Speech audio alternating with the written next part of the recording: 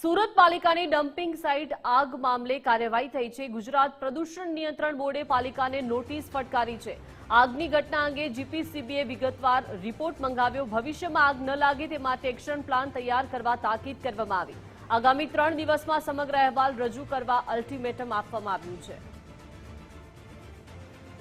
તો સુરત પાલિકાની ડમ્પિંગ સાઇટમાં એકાએક આગ લાગી હતી, કેમ કે અનેક વખત આ આગની ઘટનાઓ બનતા હવે ગુજરાત પ્રદૂષણ નિયંત્રણ બોર્ડે પાલિકાને નોટિસ ફટકારી છે, વિગતવાર રિપોર્ટ મંગાવ્યો છે અને ભવિષ્યમાં હવે આગ ન લાગે તે માટે એક્શન પ્લાન તૈયાર કરવા માટે તાકીદ કરી છે। આગામી 3 દિવસમાં સમગ્ર અહેવાલ રજૂ કરવા માટે અલ્ટિમેટમ આપી દેવામાં આવ્યું છે। સુરત પાલિકાની ડમ્પિંગ સાઇટ પર આગ લાગી હતી અને જો કે ભૂતકાળમાં પણ અનેક વખત આવી આગની ઘટના બની ચૂકી છે, જેના કારણે હવે આ અલ્ટિમેટમ આપવામાં આવ્યું છે। આગામી 3 દિવસમાં સમગ્ર અહેવાલ રજૂ કરવા માટે આદેશ કરવામાં આવ્યો છે। ભવિષ્યમાં આગ ન લાગે તે માટે એક્શન પ્લાન તૈયાર કરવા માટે પણ તાકીદ કરવામાં આવી છે। વધુ માહિતી સાથે સંવાદદાતા રાકેશ લાઈવ જોડાઈ ગયા છે। રાકેશ, સુરત પાલિકાની ડમ્પિંગ સાઇટ પર અવારનવાર આગ લાગી જાય છે અને હવે તેને લઈને કાર્યવાહી થઈ છે। ગુજરાત પ્રદૂષણ નિયંત્રણ બોર્ડે પાલિકાને નોટિસ ફટકારી છે, અલ્ટિમેટમ આપી દેવામાં આવ્યું છે।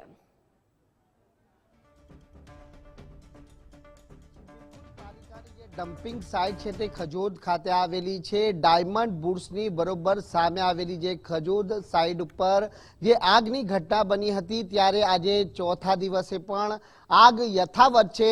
ફાયર વિભાગ દ્વારા આગ પર કાબુ મેળવી લેવામાં આવ્યો છે, પરંતુ જે કચરામાં લાગેલી આગના કારણે છે તે ધુમાડો કઈ હદે આ સમગ્ર વિસ્તારમાં પ્રસરી ગયો છે તેની તસવીરો છે તે આપ જોઈ શકો છો।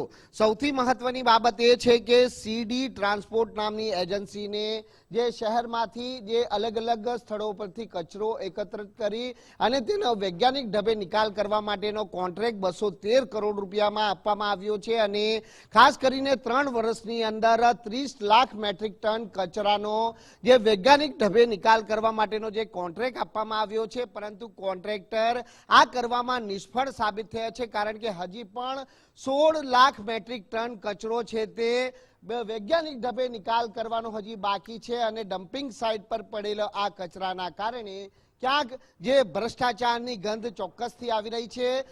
કોંગ્રેસના પૂર્વ કોર્પોરેટરે પણ આ મામલે પાલિકા કમિશનરને પત્ર લખ્યો છે, ત્યારે શું છે સમગ્ર મામલો એ પણ જાણવાનો પ્રયત્ન કરીશું।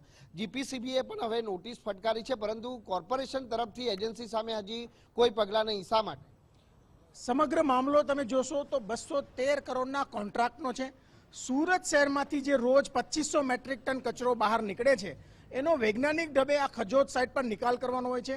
કોન્ટ્રાક્ટરને 3 વર્ષ માટે 30 લાખ મેટ્રિક ટન કચરાનો નિકાલ કરવાનો હતો, ફક્ત 14 લાખ મેટ્રિક ટન કચરાનો જ નિકાલ કર્યો છે। 16 લાખ મેટ્રિક ટન કચરો એઝ ઇટ ઇઝ અહીંયા જ પડ્યો છે।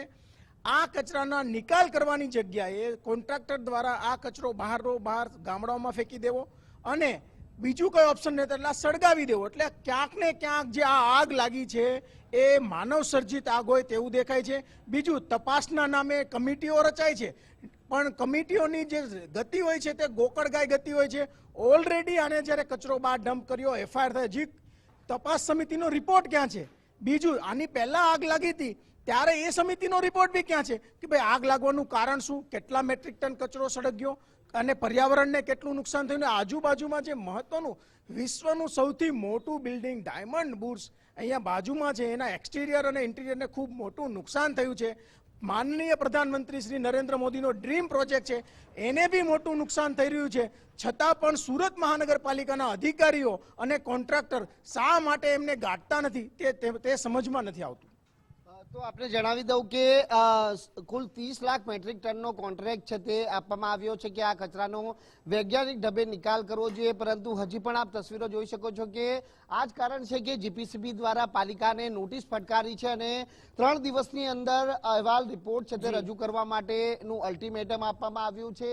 આગ લગાડી કે લગાડવામાં આવી, આવા પ્રશ્ન એટલા માટે ઉપસ્થિત થઈ રહ્યા છે કે આ જ ડમ્પિંગ સાઇટ ઉપર ફરી એક વખત આગની ઘટના બની છે। આ સીડી ટ્રાન્સપોર્ટ નામની જે એજન્સી છે તે એજન્સી વિરુદ્ધ અગાઉ માત્ર દંડની કાર્યવાહી છે તે કરવામાં આવી છે, કરોડોનો દંડ તો ફટકારી દેવામાં આવ્યો, પરંતુ ફરી આ જ એજન્સીના જે તેના કાર્યકાળની અંદર જે ડમ્પિંગ સાઇટ પર આગ લાગી છે ત્યારે હજી સુધી ફરી એજન્સી સામે કોઈ કાર્યવાહી શા માટે નથી કરવામાં આવી રહી તેવા સવાલો અહીં ઉપસ્થિત થઈ રહ્યા છે. શું એજન્સીને કોઈ રાજકીય પાર્ટીનું પીઠબળ છે કે આ એજન્સી સામે કોઈ કાર્યવાહી નથી કરવામાં આવી રહી? આવા સવાલો એટલા માટે ઉપસ્થિત થઈ રહ્યા છે કે શહેરના અલગ અલગ વિસ્તારોમાંથી જ્યારે કચરો એકત્ર કરવામાં આવતો હોય અને તેનો વૈજ્ઞાનિક ઢબે નિકાલ કરવાનો હોય ત્યારે વૈજ્ઞાનિક ઢબે નિકાલ કરવાના બદલે બારોબાર એને અન્ય સ્થળે ફેંકી દેવામાં આવે અથવા તેનો નિકાલ કરવામાં આવે અથવા તો આગ લગાડી આ કચરાનો નિકાલ કરવામાં આવી રહ્યો છે તે વાતને પણ અહીં નકારી શકાય તેમ નથી, કારણ કે જ્યારે શાલિની અગ્રવાલ સુરતના કમિશનર હતા તે સમયે પણ મહુવા ખાતે જે કચરાનો વૈજ્ઞાનિક ઢબે નિકાલ કરવાના બદલે જે માનવ સર્જિત રીતે નિકાલ કરવામાં આવી રહ્યો હતો ને તે કૌભાંડ પણ સામે આવ્યું હતું. જી બિલકુલ આભાર રાકેશ વિગત સાથે જોડાયા તે બદલ.